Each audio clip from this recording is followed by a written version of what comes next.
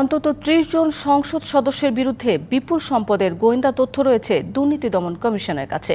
দ্বাদশ সংসদ নির্বাচনের আগে পরে এসব তথ্য পেয়েছে দুদক। এর মধ্যে অবৈধ সম্পদ, হুন্ডি, অর্থ পাচার সহ সুনির্দিষ্ট অভিযোগ রয়েছে।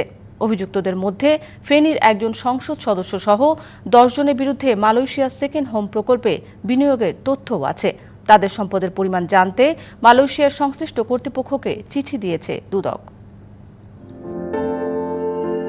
শহীদুল ইসলাম পাপুল যখন লক্ষ্মীপুর ২ আসনের সংসদ সদস্য, তখন ক্ষমতার অপব্যবহার করে জড়িয়ে পড়েন অর্থ এবং মানব পাচারে। বছর ৩ আগে কুয়েতে গ্রেপ্তারের পরই ফাঁস হয় তার এসব অপকর্ম।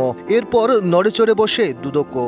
দেশেও স্ত্রী, সন্তান সহ সাবেক এই সংসদ সদস্যের বিরুদ্ধে অবৈধ সম্পদ এবং মানি লন্ডারিং আইনে মামলা হয়। সম্প্রতি ঝিনাইদহ ৪ আসনের এমপি আনোয়ারুল আজিম ভারতে খুন হওয়ার পর অভিযোগ উঠে তিনি স্বর্ণ চোরাচালান ও হুন্ডি ব্যবসায় জড়িত ছিলেন। তার বিরুদ্ধেও অবৈধ সম্পদের অভিযোগ ছিল দুদকের কাছে।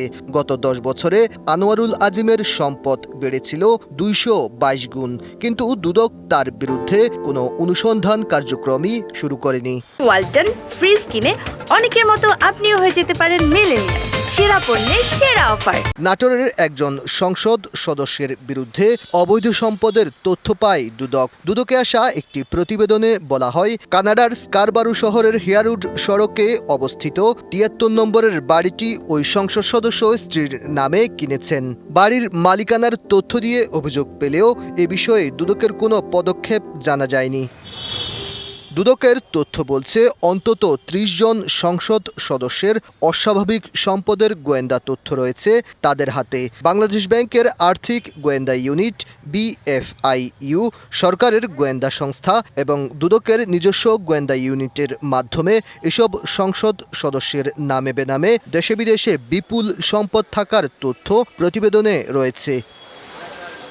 সম্প্রতি সাবেক একজন মন্ত্রী, ফেনীর একজন বর্তমান সংসদ সদস্য, বিএনপি সরকারের আমলে প্রয়াত এক অর্থমন্ত্রীর ছেলে, ক্যাসিনোকাণ্ডে জড়িত যুবলীগ থেকে বহিষ্কৃত একজন নেতা, সরকারের সাবেক একজন সচিব সহ ১১ জনের সম্পদের তথ্য চেয়ে মালয়েশিয়ায় চিঠি দিয়েছে দুদক, যাদের ১০ জনই রাজনৈতিক সংশ্লিষ্ট, যাদের বিরুদ্ধে মালয়েশিয়ায় সেকেন্ড হোম প্রকল্পে বিনিয়োগের সুনির্দিষ্ট তথ্য রয়েছে দুদকের কাছে। এছাড়া দুবাই, কানাডা, যুক্তরাষ্ট্র সহ কয়েকটি দেশেও অন্তত ২০ জন এমপি ও রাজনীতির সঙ্গে সংশ্লিষ্ট ব্যক্তি, তাদের স্ত্রী ও সন্তানের নামে ফ্ল্যাট ও বাড়ি কেনার অভিযোগ রয়েছে দুদকের কাছে। সুনির্দিষ্টভাবে বলতে পারবো না কাকার বিরুদ্ধে কী ব্যবস্থা নেওয়া হয়েছে।